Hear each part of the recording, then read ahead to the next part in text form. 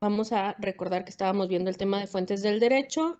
Dependiendo de dónde provengan, pues vamos a encontrar fuentes reales o las podemos clasificar como reales, históricas, formales. Y las formales, pues son legislación, costumbre, jurisprudencia, doctrina, principios generales del derecho. Legislación ya lo habíamos tomado dos clases atrás. Básicamente son iniciativa, discusión, aprobación, sanción, publicación e iniciación de la vigencia. Todo esto en conjunto entre Cámara de Diputados, senadores y el presidente, el periódico oficial. Entonces, para que una normativa sea vigente, tiene que pasar por esas etapas. Y luego, en la clase pasada, un poquito más atropellada, estábamos viendo la costumbre como forma de regulación de la conducta surgida espontáneamente de un grupo social y de observancia voluntaria para quienes lo constituyen, sin que su infracción quepa la posibilidad de imposición forzosa por la autoridad, salvo que se encuentre incorporada al sistema jurídico nacional. Básicamente decíamos que la conducta reiterada en algunos casos puede crear alguna obligación, alguna normativa, dependiendo de qué tipo de costumbre. Hay costumbres que las toma la norma, y aquí nos dice, salvo que se encuentre incorporada al sistema jurídico nacional. Entonces, muchas veces la norma va tomando esas costumbres y pues se incorporan y son obligatorias. De ahí en más, pues la mayoría no son obligatorias, salvo pues alguna resolución de algún juez, pero pues la costumbre la vamos a encontrar básicamente como apoyo a la norma vigente. Hablábamos también de la jurisprudencia, que más que jurisprudencia, pues son las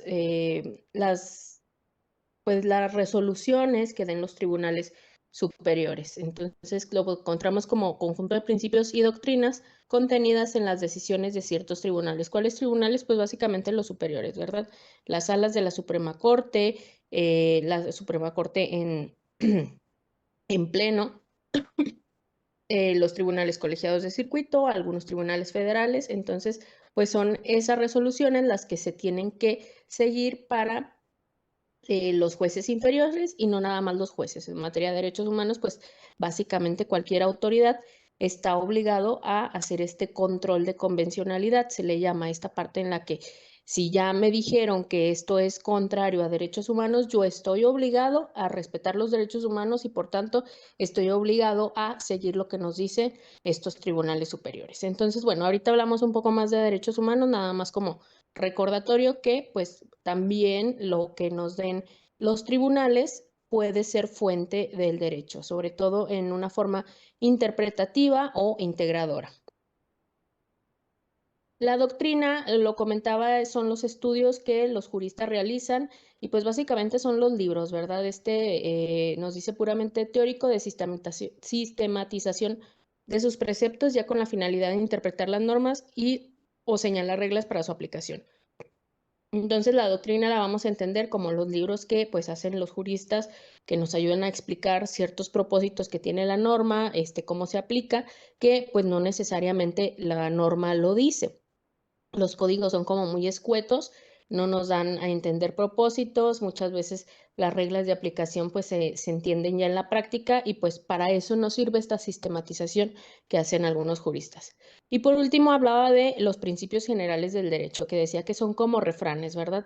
Son verdades jurídicas notorias, indiscutibles, de carácter general, elaborados o seleccionados por la ciencia del derecho de tal manera que el juez y magistrado pueda dar la solución al mismo que el mismo legislador hubiera pronunciado si hubiera estado presente o habría establecido si hubiera previsto el caso, siendo condición de los aludidos principios que no desarmonicen o no estén en contradicción con el conjunto de normas legales cuyas lagunas o omisiones han de llenar. Es decir, igual, nos sirven para apoyo. Si algún juzgador, algún magistrado tiene alguna duda, se puede apoyar en los principios generales del derecho. También los abogados, de manera argumentativa, pueden basar sus pronunciamientos de acuerdo a estos principios generales del derecho. Yo aquí estoy poniendo una imagen con 10, que la verdad no se alcanzan a ver mucho, la imagen que baja está de muy mala calidad, pero si nos vamos, no sé, a googlear principios generales del derecho, nos pueden salir 100, o sea, son muchísimos. Aquí, bueno, lo que le logro entender nada más como a modo de ejemplo, nos dice, el derecho nace del hecho, lo accesorio sigue la suerte de lo principal. El género se deroga por la especie, quien puede lo más puede lo menos, primero en tiempo, primero en derecho, nadie está obligado a lo imposible, donde la ley no distingue, el hombre no debe distinguir, lo que está prohibido está permitido. ¿Quién sabe?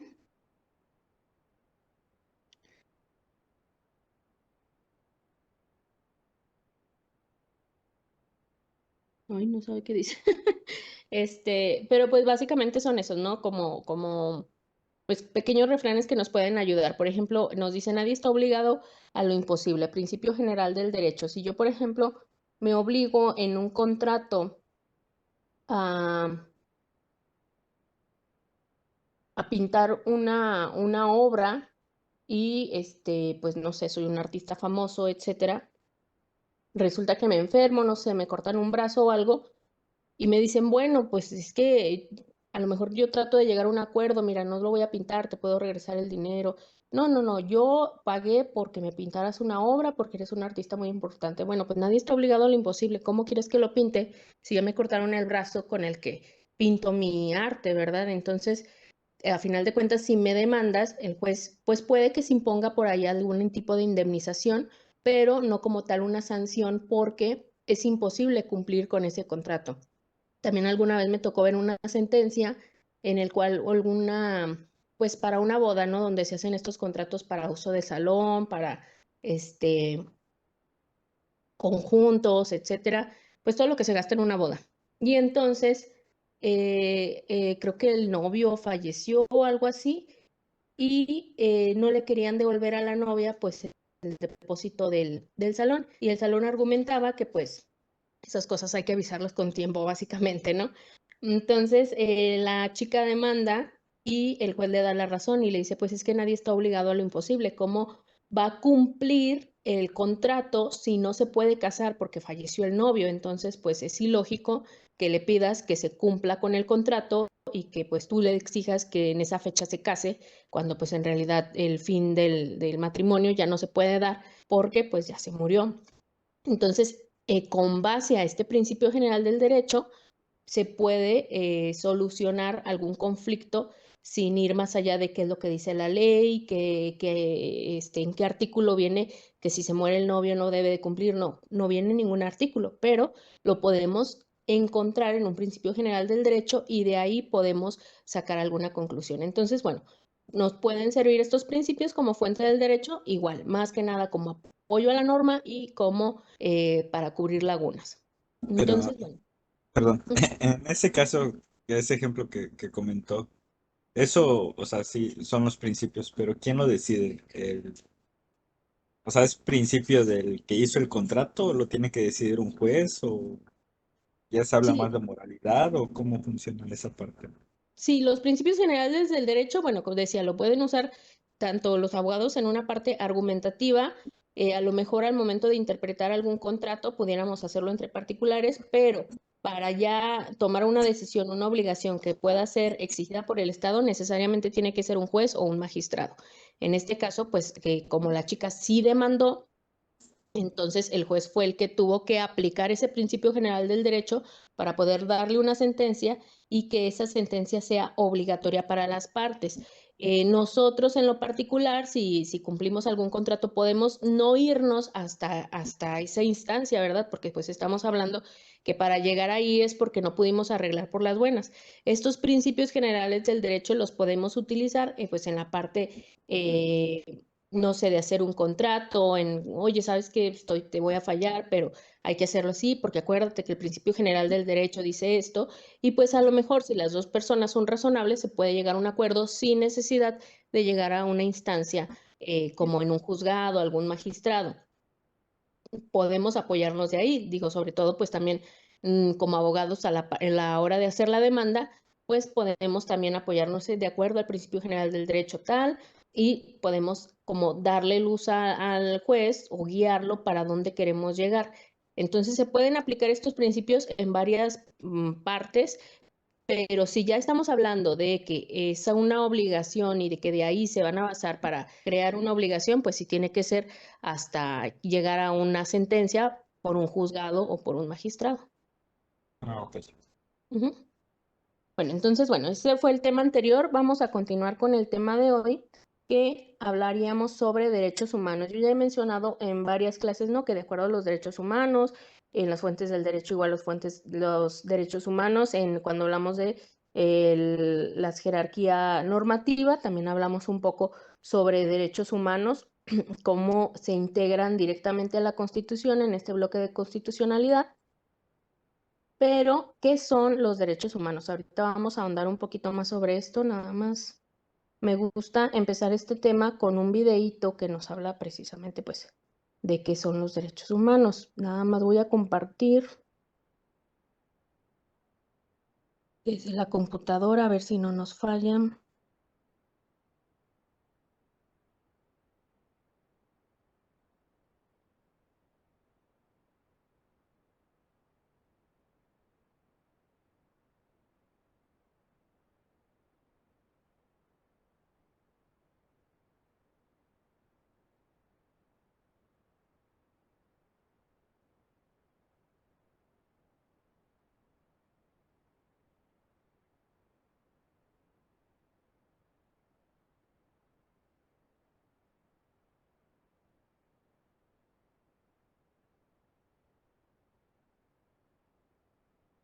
Is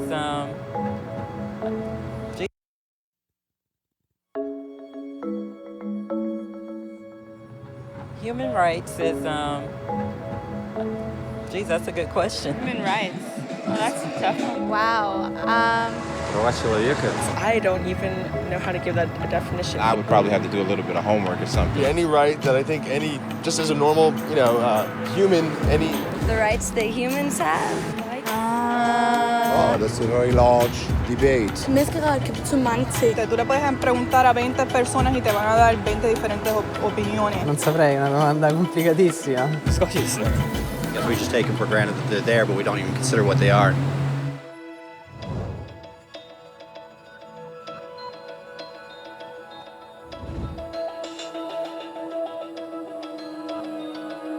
Los derechos humanos son los derechos que tienes simplemente por ser humano.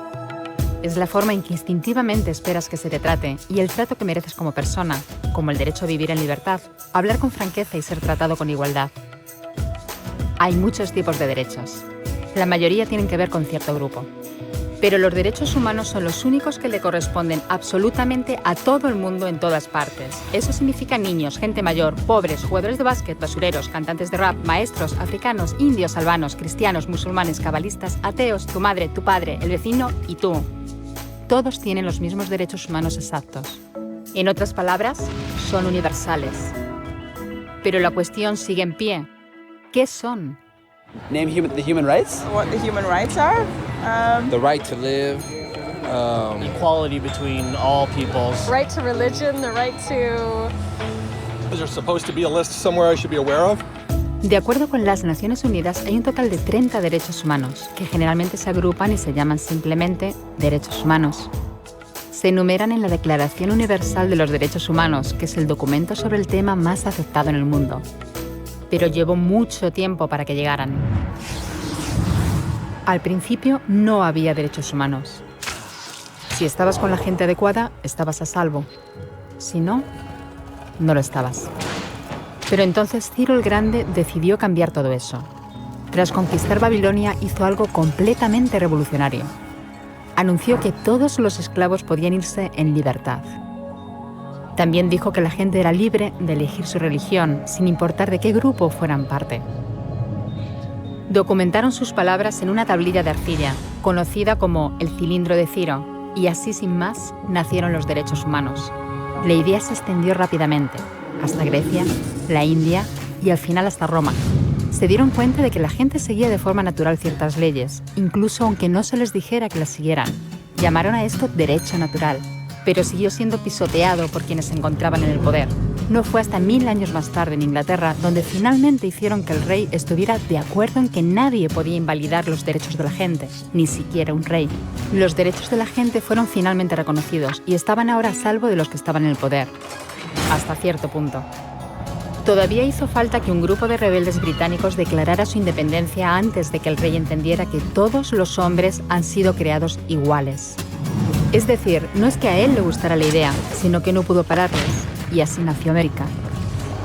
Los franceses siguieron inmediatamente con su propia revolución por sus propios derechos. Su lista era más larga e insistían en que esos derechos no eran solo inventados, eran naturales. El concepto romano de derecho natural se había convertido en derechos naturales. Por desgracia, no todo el mundo estaba tan entusiasmado. En Francia, un general llamado Napoleón decidió derrocar la nueva democracia francesa y se coronó a sí mismo emperador del mundo. Y casi tuvo éxito. Pero los países de Europa unieron fuerzas y lo derrotaron. Y los derechos humanos eran una vez más un tema candente. Se redactaron acuerdos internacionales garantizando ampliamente muchos derechos por toda Europa, pero solo a través de Europa. El resto del mundo de alguna forma todavía no cualificaba. En vez de eso fueron invadidos, conquistados y consumidos por los enormes imperios europeos. Pero entonces un joven abogado de la India decidió que ya había sido bastante. Se llamaba Mahatma Gandhi y frente a la violencia insistió en que toda la gente en la Tierra tenía derechos. No solo en Europa. Al final, hasta los europeos empezaron a estar de acuerdo. Pero no iba a ser tan fácil. Habían estallado 2 guerras mundiales. Hitler exterminó a la mitad de la población judía de la Tierra en los horrorosos campos de muerte nazi. En total, 90 millones de personas habían muerto. Nunca los derechos humanos habían estado tan horriblemente cerca de la extinción. Y nunca había estado el mundo tan desesperado por un cambio. De forma que los países de la Tierra hicieron causa común y formaron las Naciones Unidas. Su propósito básico era reafirmar la fe en los derechos humanos fundamentales, en la dignidad y el valor de la persona humana. ¿Pero qué eran los derechos humanos? ¿Eran las proclamaciones de Ciro? ¿El derecho natural de Roma? ¿Las declaraciones de Francia? Todo el mundo parecía tener una idea ligeramente distinta de lo que deberían ser los derechos humanos. Pero bajo la supervisión de Eleanor Roosevelt, finalmente se pusieron de acuerdo en una serie de derechos para absolutamente todo el mundo.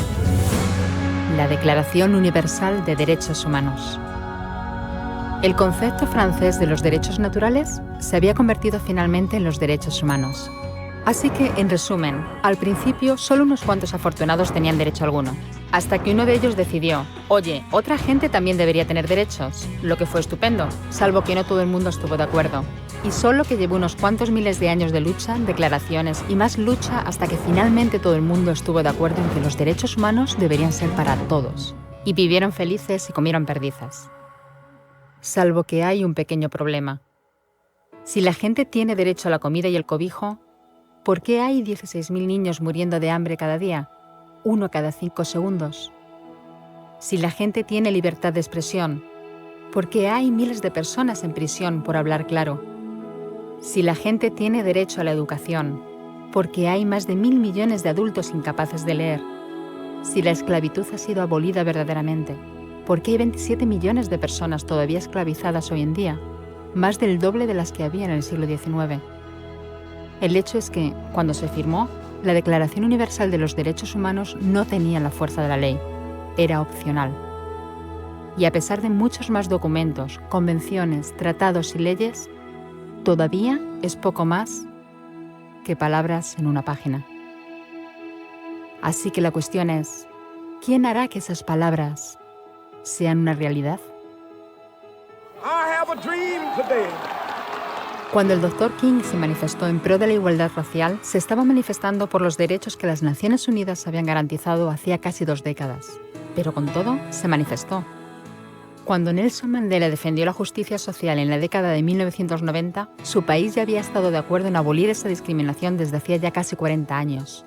Pero con todo, él luchó. Los que luchan hoy en día contra la tortura, la pobreza y la discriminación no son gigantes o superhéroes.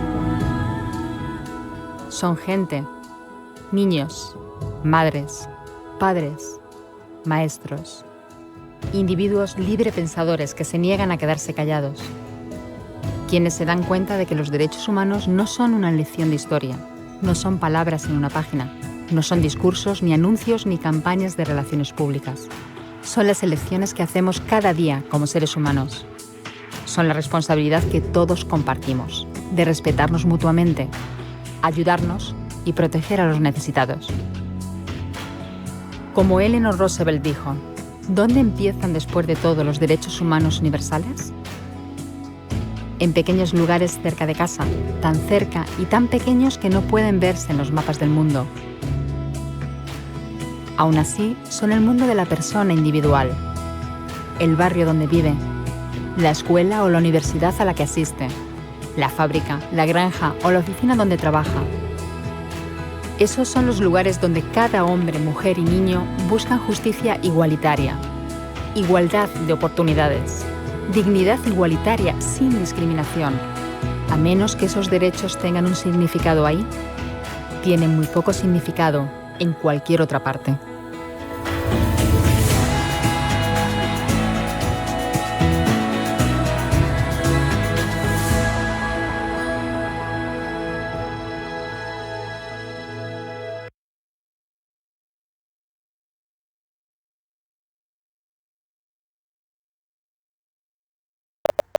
Ok, bueno, me gusta comenzar con ese video porque pues habla como un poquito de todo, ¿verdad? Si tomamos un curso de derechos humanos, pues podemos aventarnos varias clases. Ahorita no voy pues ahora sí que los vamos a ver muy por encimita, ¿verdad? Ya si hay un tema en específico, pues podemos checarlo un poco más. Pero bueno, ¿qué son los derechos humanos? Si nosotros nos ponemos a buscar, vamos a encontrar muchísimas definiciones de derechos humanos. Yo aquí estoy poniendo una que me parece que es la que maneja la CNDH, pero pues depende de dónde lo vayamos a investigar, son diversas definiciones. Entonces, bueno, son prerrogativas mínimas que todo miembro de la especie humana, por su propia naturaleza, debe gozar y cuyo respeto y observancia deben ser garantizados por el Estado en todo tiempo y lugar, pues a través de ellas se concretan las exigencias de la dignidad humana. Entonces, prerrogativas mínimas, es decir, son derechos que nosotros tenemos por el simple hecho de ser humanos, ¿verdad? Todo miembro de la especie humana por su propia naturaleza. Hay derechos que el Estado nos proporciona, nos da, nos otorga. En este caso, los derechos humanos no nos los da el Estado, son por propia naturaleza, es decir, el Estado lo reconoce, te dice, yo reconozco que tienes este derecho, pero no te lo estoy dando, es decir, tú ya lo tienes por tu propia naturaleza humana. Ahorita hablamos un poco más de eso. Cuyo respeto y observancia deben ser garantizados por el Estado. El Estado tiene varias obligaciones, igual si alcanzamos en esta clase vemos esa parte, si no la próxima. En todo tiempo y lugar, pues a través de ellas se concretan las exigencias de la dignidad humana. Siempre que hablemos de derechos humanos lo vamos a encontrar en la dignidad humana. Es decir, tenemos un catálogo de 30 derechos humanos que nos da la Declaración Universal de Derechos Humanos, que ya vimos, esta declaración se da a partir o después de la Segunda Guerra Mundial, donde el mundo voltea y dice, bueno, ¿qué pasó aquí, verdad? Se violentaron muchos derechos, hubo muchas barbaridades que, a pesar que era una guerra y ya se estaba acostumbrado de que en tiempos de guerra pues había muerte, había caos, había destrucción, pero no tanta tortura, sí fue como muy inhumano lo que se vio, y entonces empieza esta reflexión de verdad hay una justificación para todo lo que pasó. O sea, si por muy reglamentado y por mucho que incluso hubiera leyes que lo permitieran, se garantizaron ahí o había algo que hacer, entonces empieza este cuestionamiento de tenemos que obedecer la ley que está siempre en todo momento escrita, que está el derecho positivo, ¿verdad? A lo que llamamos el derecho positivo, que ya pasó, que es obligatorio, aunque no respete la dignidad humana, y pues surge esta idea de los derechos humanos. Aunque el derecho nos diga una cosa, la norma nos diga una cosa, si se violenta la dignidad humana, no puede no puede ser obligatoria, ¿verdad? ¿Por qué? Porque como seres humanos tenemos una dignidad y esta siempre se tiene que respetar, ya lo decía ahorita, no es que el Estado te lo dé, sino que se debe de respetar. Entonces, bueno, empezando por esta pequeña definición, vemos que tiene diferentes elementos, son prerrogativas, se trata de derechos mínimos del ser humano, todo ser humano por su condición es titular de ellos, su respeto y observancia deben ser garantizados por el Estado y concretan las exigencias de la dignidad humana. El origen, la esencia y el fin de todos los derechos humanos, pues siempre va a ser la dignidad humana. A veces tenemos dudas, bueno, ¿esto será un derecho humano o no? Pues nada más hay que ponernos a pensar en esa parte, ¿verdad? Bueno, ¿estoy violentando la dignidad humana o la estoy menoscabando de alguna manera? Si sí, pues entonces obviamente se están violentando derechos humanos. Con fines de explicación académica podemos clasificar los derechos humanos en generaciones de acuerdo a cómo fueron surgiendo. El videíto por ahí nos explicaba una breve historia o más bien un repaso muy rápido de toda la historia que han tenido los derechos humanos y pues comienza por decir que en un principio no había derechos. Y esto es cierto, pues sí, podemos entenderlo como cierto. Las primeras civilizaciones que tuvimos como seres humanos organizados pues vienen mucho tiempo atrás y normalmente eran a partir de faraones, de reyes, de monarcas, en donde básicamente el gobernante era dueño de todo. Nosotros podemos entender esto como si somos dueños de alguna casa, de algún terreno, pues nos consideramos dueños de toda la tierra y todo lo que hay sobre ella. Y si por ahí hay un arbolito dando frutos, pues me lo quedo, ¿verdad? Tengo los frutos, los vendo, me los como, como sea. Y si en el terreno se mete algún animalito, una hormiguita, un ratón, pues entonces yo como propietario de la casa me siento con el poder, ya sea de sacarlo o de quedármelo como mascota o incluso pues de matarlos, ¿verdad? Estas hormigas ya me tienen harto y ahí echamos el veneno, las barremos o como sea, pero nos sentimos con esa parte de que es nuestra propiedad. Pues algo así se sentían las primeras civilizaciones. Yo soy el faraón, yo soy el rey y para esto no tenían, ahorita tenemos los conceptos muy claros de que pues es un gobernante y pues es pasajero, pero en aquellos entonces era como si fuera una deidad, ¿verdad? Se veía al faraón, al gobernante, al rey, al monarca, como alguien que podía, pues pertenecía a Dios, ¿verdad? Venía del derecho divino. ¿Por qué nos gobierna? Pues porque tiene algo sobrenatural y entonces pues hacía y deshacía. Y pues no existía la propiedad privada. Ay, es que yo aquí tengo mi casa. Pues sí, pero está sobre mi terreno y aquí quiero poner un centro vacacional. Entonces, pues a ver dónde te acomodas, pero aquí no porque esto lo voy a mover. Y es más, ponte a trabajar aquí y te voy a agarrar como esclavo por andar de reclamón. Igual matanzas, ¿verdad? Pues ya no me sirves, ya no me sirves para construir mi pirámide, pues también los mataban. Entonces, era esta parte donde básicamente el gobernante hacía lo que quería tanto con las tierras como con la vida, como con la salud de las personas que estaban dentro del territorio que él estaba gobernando en ese momento. Entonces, empiezan estas discusiones, ¿verdad? Estas primeras discusiones de, bueno, pero es que mi vida y mis abuelos y los papás de mis abuelos siempre han vivido aquí en esta casita, entonces, ¿tenemos algún derecho o no? Y pues empiezan los primeros cuestionamientos, ¿verdad? Esta parte de tratar de que se respete un mínimo, porque pues si me corres de aquí, básicamente me voy a morir. Entonces, empieza los derechos humanos de primera generación en esa parte van, ¿no? En donde impone al Estado respetar siempre los derechos fundamentales del ser humano, como lo es el derecho a la vida, a la libertad, a la igualdad, entre otros. Es decir, la primera parte de los derechos humanos empieza en esa exigencia, ¿verdad? Vienen a partir de la Revolución Francesa, donde hace los derechos del hombre y del ciudadano y que pues se recopilan en estos derechos de primera generación, derechos civiles, políticos y sociales, derechos donde le digo al Estado, mira, no me mates, o sea, yo tengo una vida y es mía y tú no tienes por qué quitármela nada más porque sí. De igual forma tengo derecho a mi libertad, sí, yo puedo cruzar, digo, salvo las leyes internacionales, pero si yo quiero ir ahorita a Zacatecas, no tienes por qué impedírmelo, estamos dentro del mismo territorio. Si quiero ir a visitar a mi mamá, pues tampoco tienes por qué impedírmelo. A la igualdad, también era muy dado que si tú estabas cerca del rey, tenías algún título nobiliario, pues entonces tenías derechos y si no, no. Y esta exigencia de la igualdad no era tanto entre hombres y mujeres, que ahorita sí la podemos entender así, pero en estos primeros generación de derechos humanos, la Revolución Francesa lo que buscaba era la igualdad entre los hombres. Es decir, que no haya un título nobiliario, que no por ser conde, lord, lo que sea, tengas derechos o tengas más derechos de los que pueda tener yo, que pues nada más soy un trabajador, un obrero. A eso se referían con igualdad. Derecho a la propiedad privada, mira, yo aquí tengo mi casita, le estoy trabajando, entonces si me la vas a expropiar, pues indemnízame y pues seguido de un juicio.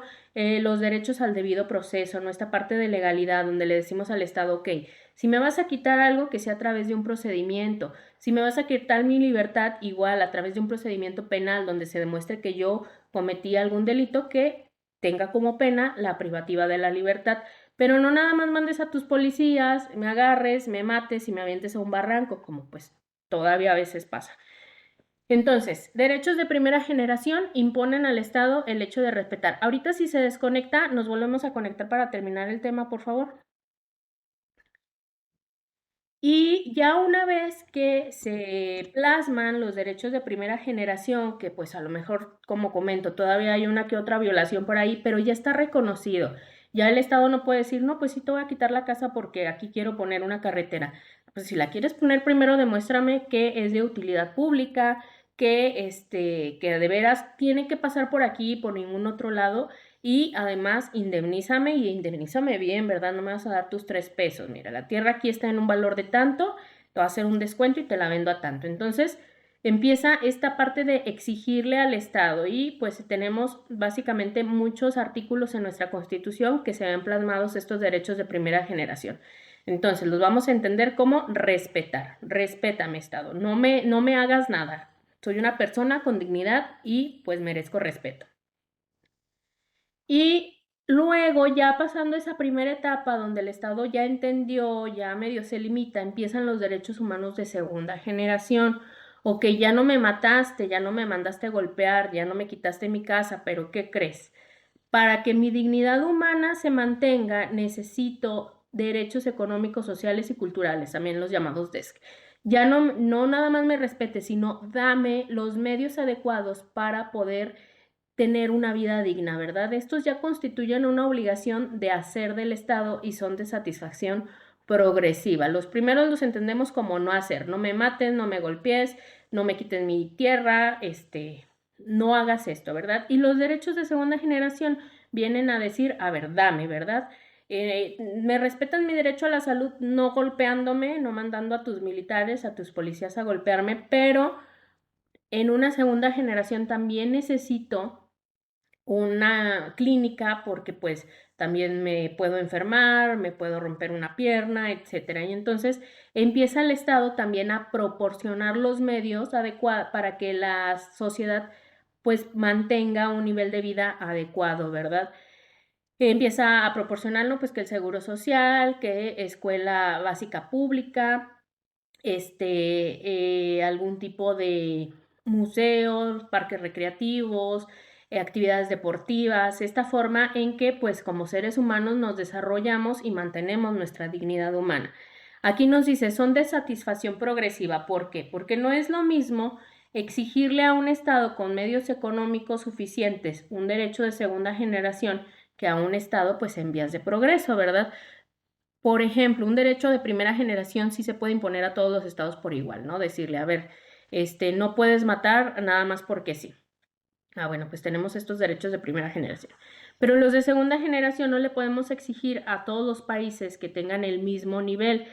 Necesito que construyas tantas escuelas, que tengan este nivel de calidad, que en todas las instituciones de salud tengas estos medios, tengas tantos doctores, tengas tantos especialistas. ¿Por qué? Porque va a depender de la economía de cada país. Entonces, lo que sí se puede hacer es decirle, son de satisfacción progresiva. Si ya me pusiste una clínica, no la puedes quitar. Lo que sí puedes hacer es poner otra o hacerla más grande o dotarla cada vez de mejor capacidad. Entonces, eso sí se puede hacer, pero quitarla no.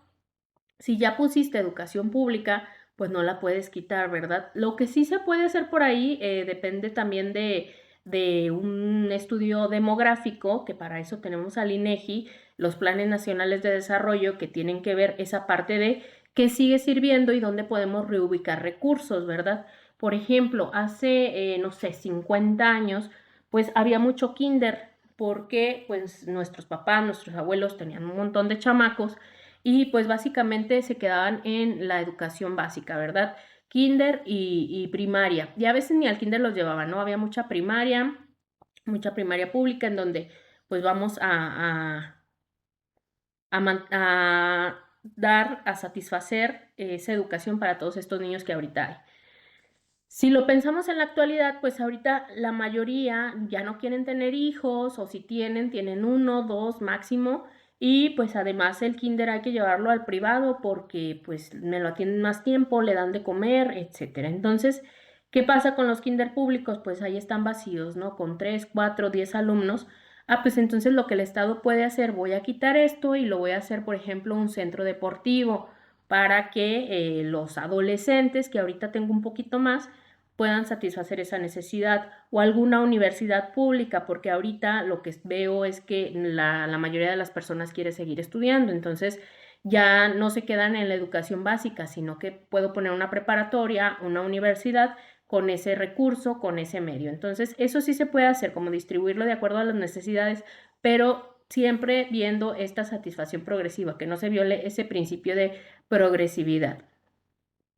Tenemos también derechos de tercera generación. Aquí básicamente surgen en nuestro tiempo como respuesta a la necesidad de cooperación entre las naciones, así como de los distintos grupos que lo integran. Es decir, son derechos humanos de cooperación internacional. ¿Cómo distinguimos esto? Porque es algo que nos incumbe a todo el mundo, ¿verdad? No podemos nada más quedarnos en respetar los derechos humanos de nuestro territorio, sino que por los tiempos en que vivimos, pues surge esta necesidad de cooperar entre sí. ¿Para qué? Pues para salvaguardar, por ejemplo, especies en peligro de extinción, el ecosistema, la contaminación ambiental, y entonces hay tratados internacionales que hablan precisamente de esta cooperación, porque pues de nada nos sirve, por ejemplo, en el territorio mexicano decir, oiga, no hay que cazar a las ballenas porque están en peligro, porque pues están disminuyéndose, o podemos hablar de vedas, cuando, por ejemplo, países como Japón dicen, ay, no, oye, pero si están bien ricas estas ballenas, ¿no? Para esto nos sirven los de tercera generación, porque tenemos que cooperar. De nada nos sirve decir, bueno, ya no hay que contaminar, porque miren que la capa de ozono, cuando tenemos un país al lado que pues vierte los residuos al mar y ese residuo, ese mar, termina en nuestras costas. Entonces, en nuestro tiempo, por las tecnologías y por toda la industria en la que vivimos, pues hay necesidad de cooperar entre las naciones para poder, pues tener estos derechos, ¿verdad? Para poder salvaguardar especies y que las generaciones futuras también tengan, pues, los mismos derechos que tenemos nosotros. Los derechos humanos de cuarta generación, por ahí algunos autores lo manejan, otros, no les gusta hacer esta cuarta generación, esta distinción, pero lo pongo para que sepan cuál es. Se integra por derechos humanos de reciente surgimiento, que aún no tienen plena aceptación y cuyo origen se encuentra en el desarrollo de las nuevas tecnologías de la información vinculadas a la revolución de las telecomunicaciones. Viene en esta cuarta generación mucho lo que es la inteligencia artificial, esta parte de, bueno, respeta a lo mejor mi imagen que tengo en internet, el rastro que vamos dejando en internet, en redes sociales, de nuestro rostro, de nuestra voz, que pues con toda esta tecnología, pues muchas veces también se está por ahí violentando, ¿no? De repente podemos voltear y decir, bueno, ¿y esa publicidad con mi cara qué? No, pues tomamos una foto de Facebook y así la hicimos. Y pues aquí podemos argumentar una violación a un derecho humano de cuarta generación. Hay autores que nos dicen, bueno, es que tanto nuestro nombre, rostro, voz se integra a nuestra persona y pudiéramos manejarlos en derechos de primera generación, pero a muchos autores les gusta desglosarlo porque pues no es lo mismo como la vida real y la vida virtual. Entonces la cuarta generación va en ese camino, ¿no? De tener derechos pues del rastro que vamos dejando en internet, de que se nos respeten nuestras facciones, que no se use inteligencia artificial para hacer con nuestra imagen, con nuestras, pues nuestra voz, nuestro nombre, hay que también respetarlo. Entonces, bueno, hasta aquí voy a dejar la clase de hoy. La siguiente clase hablamos un poquito más de los principios del artículo primero constitucional para poder ir avanzando. No sé si hasta aquí hay alguna duda. No, sí, me quedó claro esta vez. Perfecto. Entonces, pues nos vemos la siguiente semana. Hasta luego. Hasta luego, buen fin de semana. Igual.